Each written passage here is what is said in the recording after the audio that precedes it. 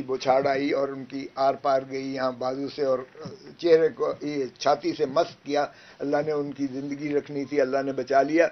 تو 4 ماہ ہوئے آپ کے, کچھ نہیں کیا گیا اس معاملے میں. مجھے یہ بتایا بھی نہیں گیا کہ تفتیش میں کوئی پیش رفت ہوتی ہے. تو میں نے کہا انسپیکٹر جنرل پولیس صاحب, آئی جی صاحب, جو بہت ماشاءاللہ روز پریس کانفرنس کر کے اور کہتے ہیں کہ ہم نے ادھر بھی ٹریس کر لیا, اس کو بھی پکڑ لیا, اس کو بھی پکڑ لیا, اس کو بھی پکڑ لیا. تو جہاں جناح ہاؤس کی جو ہے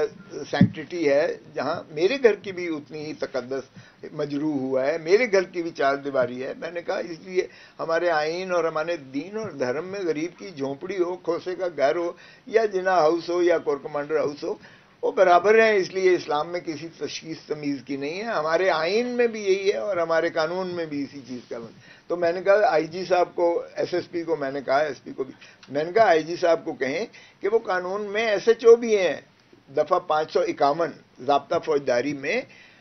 بالا police officer S H O ہوتا ہے. سو اگر وہ ایس ایچ او ہیں وہ خود پرچہ درج کر سکتے ہیں, چونکہ ایس ایچ او نے پرچہ درج کرنا ہوتا ہے. تو میں نے کہا آئی جی صاحب کو مہربانی کریں تاکہ میں ان کو بتاؤں کہ میرے بیٹے پر 4 ماہ میں آپ نے کیا کیا ہے. اب جو میں پرچہ کراؤں تو کم از کم کسی ایسے دبنگ رسپانسبل جو جس طرح سے آج کل وہ اپنا مظہر اظہار کر رہے ہیں, جس طرح پریس پر آ کر کہ ہم نے وہ کر لیا, جیو فینسنگ بھی کر لی اور سارا کچھ ہم نے ناکے بھی کر لیے اور سی سی ٹی وی کیمراز بھی ادھر سے دیکھ لیے. تو مہربانی کر کے میرے بیٹے کا اور میرے گھر کا بھی اسی انداز سے کریں. تو میں نے یہ انہیں استدعا کی کہ اپنے آئی جی صاحب کو کہیے تشریف لائیں تاکہ میں ان کو یہ چیزیں ساری بتا سکوں. ظاہر ہے کہ میں خود اٹارنی جنرل پاکستان رہا ہوں, پاکستان کے سینئر ترین وکلاء میں اس وقت سینئر ایڈوکیٹ سپریم کورٹ ہوں. تو قانون میں اتنی تو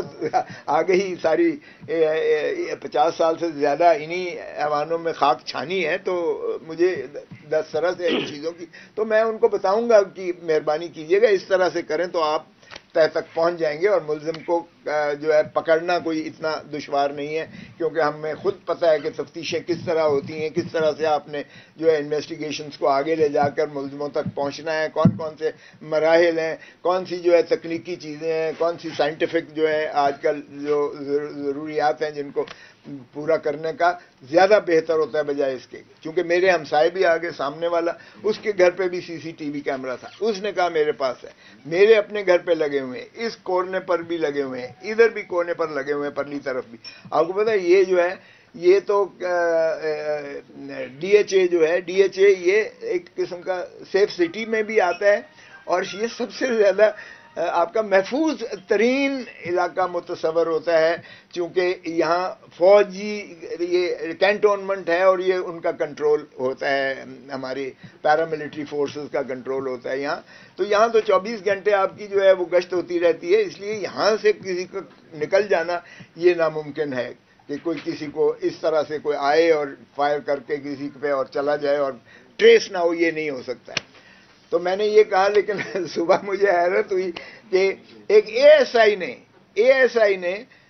16 تاریخ کی ایف آئی آر 1:30 بجے رات کو, یعنی 15 اور 16 کی رات کو 1:30 بجے رات کو وقوع ہوتا ہے, 2:35 پر ایف آئی آر دکھائی گئی ہے 16 تاریخ کو, 1 گھنٹے کے بعد, یعنی وقوع کے 1 گھنٹے کے اندر اے ایس آئی صاحب مدعی بن گئے ہیں.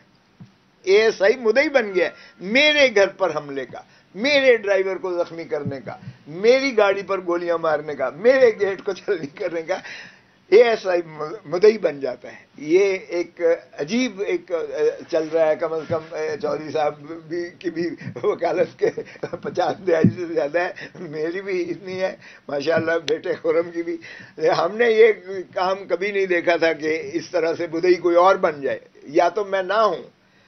میں موجود ہوں خود, تو پھر آپ کیسے کسی اور کو مدعی بنا سکتے ہیں. باہر کا اے ایس آئی صاحب کی ودیت میں ہو گیا. 16 مئی سے لے کر 2:30 بجے آج تک مجھے کسی پولیس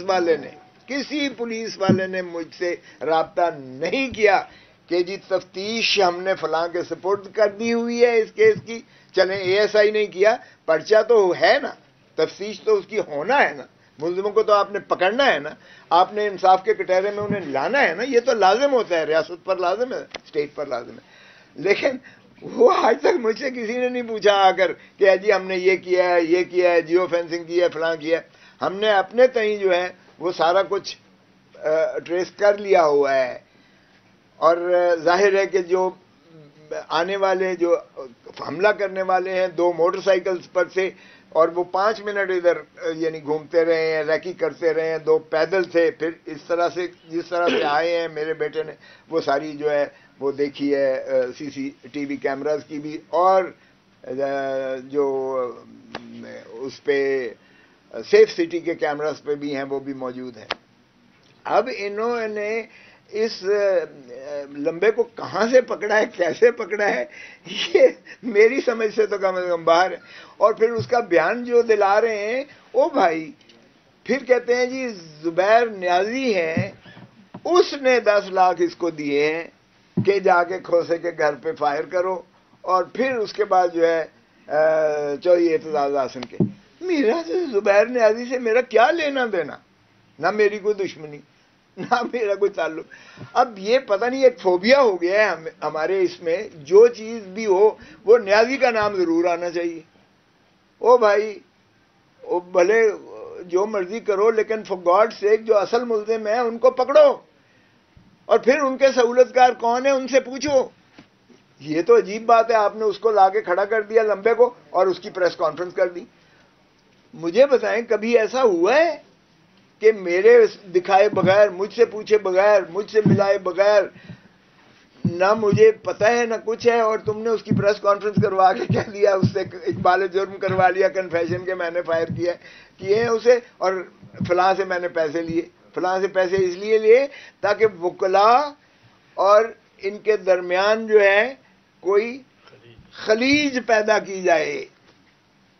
یعنی بجائے اس کے کہ جو آپ نے دیکھا کہ اس دن میں نے تقریر کی تھی، جس دن 15 تاریخ کو ہمارا لائرز کنونشن تھا، سارے پاکستان کے وکلاء کے نمائندگان آئے ہوئے تھے، سپریم کورٹ کے بار کے صدر عابد زبیری صاحب اور لاہور ہائی کورٹ بار کے صدر اشتیاق خان صاحب، ان کی ودیت میں وہ ایک پاکستان سارے کا اجتماع تھا وکلاء کا۔